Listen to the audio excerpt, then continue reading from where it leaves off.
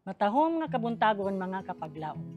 Atong hisgutan ni ining adlaw, Mayo 27, mao nga atong morning devotional nga nag-uluhan. Pakigdait pinaagi sa panimuot sa paghimo og insakto. Ug ang atong teksto makita sa Proverbio 17:22, nag-ingon, ang kasing-kasing nga malipayon o nagmaya mao'y usa ka maayong tambal.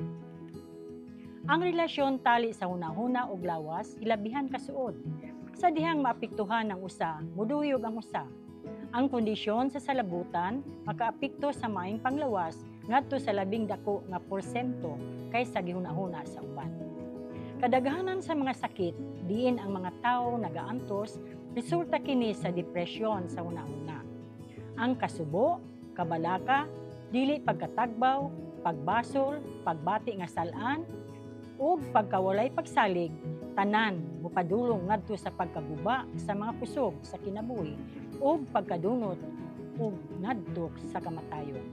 Usahay ang sakit mahimo ug kalagmitan pasamuton ug dako pinaagi sa imahinasyon. Daghan sa mga nabaldado sa taas nga panahon na mahimo untang mamaayo kung naghuna-una pa sila sa ingon. Ang kaisog, paglaom, pagtuo, pagduyog ug gugma magaduso sa maayong panglawas ug makapataas sa kinabuhi.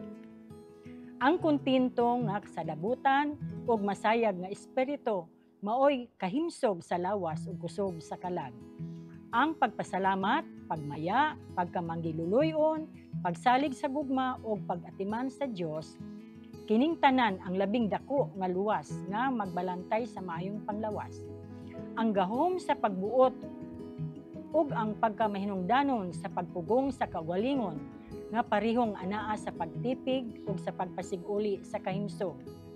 Ang makasusubo ug labing makadaot nga epekto sa kasuko, pagkawalay katagbawan, kahakog o kahugawan ug sa laing bahin, ang katingalahang gahom nga nagahatag og kinabuhi nga makaplagan diha sa pagkamalipayon, pagkamanggihatagon ug pagpasalamat gikinahanglan usab nga ipakita. Adunay usa ka psikolohikal nga kamatuoran. Kamatuoran nga gikinahanglan atong takdon diha sa balaang kasulatan. Ang kasing-kasing nga malipayon mao'y usa ka maayong tambal. Ang matuod nga baruganan sa pagkakristohanon nagaabli alang sa tanan ug dili musukod nga kalipay. Gikinahanglan kita nga magpadasig og malipayon, malaumon ug malinawon nga hunahuna. Kaya nga atong maayong panglawas nagaagad sa atong pagbuhat sa inyo. Mag-ampo kita mga kapaglaom. Amahan namo nga anaa ka sa mga langit. Himua kami nga instrumento sa paghatag og kalipay ngadto sa uban nga mga tawo pinaagi sa amuang pakigsandurot sa uban nga malipayon nga mga Kristohanon. Kay among gipangayo sa ngalan ni Ginoong Hesus. Amen.